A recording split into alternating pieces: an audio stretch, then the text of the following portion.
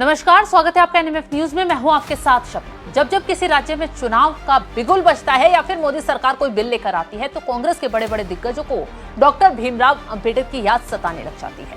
हाथ में संविधान की कॉपी लेकर संसद से सड़क तक शोर मचाया जाता है। कभी कहा जाता है संविधान खतरे में है तो कभी कहा जाता है बीजेपी और आरएसएस संविधान खत्म कर देगी। जो आरएसएस, बीजेपी की सोच के जो लोग हैं वो अंबेडकर जी और हिंदुस्तान के संविधान को खत्म करना चाहते हैं। अब सवाल यह है कि क्या ये शोर बाबा साहब के प्रति सम्मान है या फिर दलित वोट बैंक को साधने की एक सोची समझी साजिश है, एक सोची समझी ड्रामेबाजी है। क्योंकि पन्ने पलटते हैं, कांग्रेस का अंबेडकर वादी इतिहास कुछ और ही कहता है। जो कहानी निकलकर सामने आती है न सिर्फ चौंकाती है बल्कि हर किसी को सोचने को मजबूर भी कर देती है। कांग्रेस ने क्या किया? क्या आप यकीन करेंगे कि जिस शख्सियत ने देश के संविधान को रचा उसी का मजाक खुद कांग्रेस की सरकार में स्कूल की किताबों तक में उड़ाया है। साल 2012 की बात है। मनमोहन सिंह की सरकार थी। सरकार में 12वीं की क्लास की एनसीईआरटी की किताब में एक कार्टून छापा गया जिसमें दिखाया गया था कि पंडित नेहरू हाथ में कोड़ा लेकर बैठे हुए हैं और कछुए पर बैठे हैं अंबेडकर, जिन्हें मारा जा रहा है। यह सिर्फ एक कार्टून नहीं था बल्कि कांग्रेस की उस मानसिकता का प्रतिबिंब था जो बाबा साहब को हमेशा खुद से कमतर दिखाना चाहती थी। जब संसद में हंगामा हुआ तब जाकर कहीं कांग्रेस झुकी और इस किताब को बदला गया। संविधान के निर्माता डॉक्टर भीमराव जी अंबेडकर जी का इस कार्टून के माध्यम से घोर अपमान करने वाला कृत्य किया है। ये चित्र अगर आप देखेंगे तो इसमें नीचे जो लिखा है, हजारों लोगों की उपस्थिति में नेहरू जी कह रहे हैं उनको कि तुमको संविधान निर्माण के लिए 3 साल का समय दिया था और तुमने 3 साल में उसको पूरा नहीं किया, ये कहकर के कोड़े मार रहे हैं। ये घोर निंदनीय है, घोर आपत्तिजनक है। और ये सेंट्रल गवर्नमेंट से संबंधित एनसीईआरटी के 11वीं कक्षा के कोर्स में पढ़ाने की दृष्टि से बच्चों को भारत के भविष्य को ये विकृत शिक्षा देने का काम जिसने भी किया है, जिसने भी अप्रूव किया है, उनके खिलाफ कार्रवाई होना चाहिए। जब इसकी जानकारी मुझे अप्रैल के शुरुआत में मिली तो मैंने एनसीईआरटी को चिट्ठी लिखी कि ये हमारे मायने में ये आपत्तिजनक है और ऐसा कार्टून खासतौर पे टेक्स्ट बुक्स में नहीं होना चाहिए और आप अपनी सफाई दीजिए कि क्यों ऐसा कार्टून ऐसी टेक्स्ट बुक्स में आया है। और उन्होंने फिर हमें जवाब दिया। और क्योंकि आपको मालूम होना चाहिए कि ये जो टेक्स्ट बुक बनाने वाले हैं ये एनसीईआरटी के लोग नहीं है, वो एक इंडिपेंडेंट एकेडमिक अथॉरिटी का गठन करते हैं और उसमें कई लोग हैं। मैं उनका भी आपको नाम भी दे सकता हूं।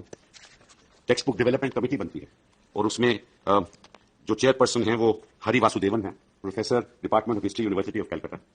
और उसके chief advisers Yogendra Yadav, senior fellow centre of studies of developing studies Delhi, Suhas Palshikar, professor department of politics and public administration, university of Pune, Maharashtra.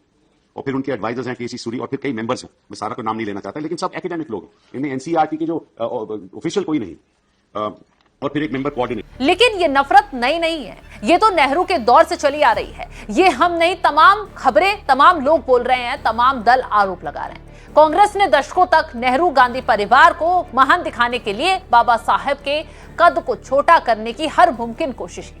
आज हम आपको दिखाएंगे कि कैसे कांग्रेस ने बाबा साहब के जीते जी उनका अपमान किया, उनके महापरिनिर्वाण के बाद भी उनके नाम को इतिहास के पन्नों में मिटाने की साजिश रची। ये कहानी है विश्वासघात की, षड्यंत्र की, उस सियासी बेरुखी की जिसे आज की पीढ़ी से छुपाया गया है। दुनिया मानती है कि अंबेडकर संविधान के निर्माता हैं, लेकिन क्या आप जानते हैं कि कांग्रेस उन्हें संविधान सभा के दरवाजे तक नहीं पहुंचने देना चाहती थी। कांग्रेस की अंदरूनी राजनीति का सच तो यह है कि शुरुआती 296 सदस्यों की सूची में बाबा साहब का नाम तक शामिल नहीं किया गया था। कांग्रेस के दिग्गज नेताओं ने एड़ी चोटी का जोर लगा दिया था कि बाबा साहब इस सभा का हिस्सा ना बन पाए। विवश होकर बाबा साहब को जोगिंद्रनाथ ने संविधान सभा में भेजने की भूमिका निभाई थी। मंडल ने बंगाल के हुलना और जैसोर से अपनी सीट खाली करके बाबा साहब को संविधान सभा में भेजा था। लेकिन यहां कांग्रेस की किस्मत ने एक और चाल चल दी। विभाजन के बाद वो इलाका पूर्वी पाकिस्तान का हिस्सा बन गया और तकनीकी रूप से बाबा साहब की सदस्यता खत्म हो गई। वे अब पाकिस्तान की संविधान सभा के सदस्य रह गए थे। इतनी साजिशों के बाद भी बाबा साहब हार मानने वाले नहीं थे।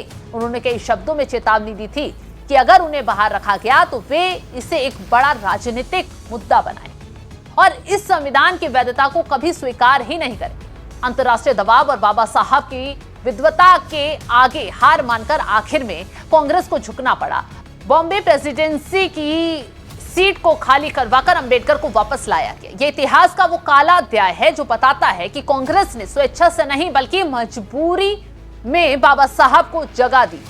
और ऐसे ही आरोप लगाए जाते हैं कि अगर कांग्रेस की चलती तो शायद आज भारत का संविधान कुछ और ही होता। सियासत का सबसे क्रूर चेहरा तब सामने आया जब 1952 के पहले आम चुनाव हुए।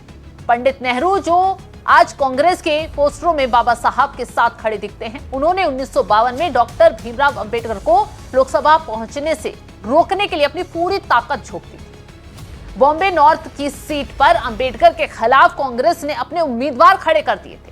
नेहरू खुद इस सीट पर अंबेडकर के खिलाफ प्रचार करने उतर गए थे।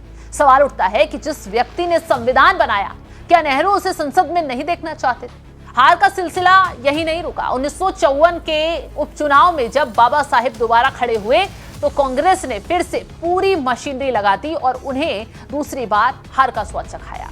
इन हारों ने बाबा साहब को भीतर से कहीं ना कहीं तोड़ कर रख दिया था। उन्होंने सार्वजनिक रूप से कहा था कि कांग्रेस उन्हें राजनीतिक रूप से खत्म करने पर उतारू है। ये कांग्रेस की वो लोकतांत्रिक उदारता थी जहां देश के सबसे बड़े विधिवत्ता को संसद की दहलीज पार करने से रोकने के लिए खुद प्रधानमंत्री सड़क पर उतरकर वोट मांग रहे थे। आज वही कांग्रेस जब सत्ता में मोदी है तो अंबेडकर के सम्मान की बात करती है, जिसने उन्हें संसद की सीढ़ियों तक पहुंचने के लिए तरसा दिया था। कश्मीर के मुद्दे पर आज जो कांग्रेस मोदी सरकार को समय समय पर घेरती है, उसे डॉक्टर भीमराव अंबेडकर का वो रुख याद क्यों नहीं आता जब बाबा साहब इतने दूरदर्शी थे कि उन्होंने 70 साल पहले ही समझ लिया था कि जम्मू कश्मीर को विशेष राज्य का दर्जा देना देश के लिए नासूर बन जाएगा। शेख अब्दुल्ला अनुच्छेद 370 का प्रस्ताव लेकर उनके पास गए थे तो बाबा साहब ने दो टूक इस प्रस्ताव को खारिज कर दिया था। अंबेडकर ने इस अनुच्छेद का ड्राफ्ट तैयार करने से साफ इनकार कर दिया था, लेकिन नेहरू तो अपनी जिद पर अड़े हुए थे। उन्होंने अंबेडकर को दरकिनार किया और एन गोपाल स्वामी अयंगर से वो ड्राफ्ट तैयार करवाया। नेहरू ने बाबा साहब की चेतावनी को अनसुना कर भारत के माथे पर 370 का कलंक थोप दिया था, जिसे अब मोदी सरकार ने हटा दिया। ये ऐतिहासिक सच गवाही देता है कि कश्मीर विवाद की जड़ में नेहरू की जिद थी और उनके समाधान के पक्ष में अंबेडकर की दूरदर्शिता। कांग्रेस ने हमेशा बाबा साहब के राष्ट्रवाद के ऊपर अपनी तुष्टीकरण की राजनीति को प्राथमिकता दी। आरोप लगते हैं जीते जी तो छोड़िए, निधन के बाद भी कांग्रेस ने उन्हें कोई सम्मान ही नहीं दिया। 1956 में बाबा साहब का देहांत हुआ, लेकिन क्या आप जानते हैं कि उन्हें भारत रत्न कब मिला? पूरे 34 साल बाद। 1990 में जब केंद्र में गैर कांग्रेसी सरकार यानी वीपी सिंह सरकार आई, तब जाकर बाबा साहब को देश का सर्वोच्च सम्मान दिया गया था। हैरानी की बात देखिए, पंडित नेहरू ने 1955 में खुद को भारत रत्न दिलवा लिया। इंदिरा गांधी ने 1971 में खुद को भारत रत्न दिलवा लिया, लेकिन संविधान के शिल्पकार को दशकों तक नजरअंदाज किया गया। यही नहीं, जिस संसद के सेंट्रल हॉल में नेहरू, इंदिरा और राजीव की बड़ी बड़ी तस्वीरें लगी थी, वहां बाबा साहब की एक फोटो भी नहीं लगाई गई थी। कांग्रेस ने यह कहकर मना कर दिया था। आरोप लगाए जाते हैं कि दीवार पर जगह नहीं है। 1989 में जब गैर कांग्रेस की सरकार आई, तब जाकर वहां बाबा साहब का चित्र लगा।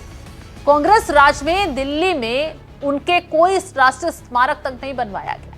आज महू में जो भव्य स्मारक है या दिल्ली के 26 अलीपुर रोड पर जो अंबेडकर नेशनल मेमोरियल है, वो सब मोदी सरकार के आने के बाद ही पंचतीर्थ के रूप में विकसित हुए हैं।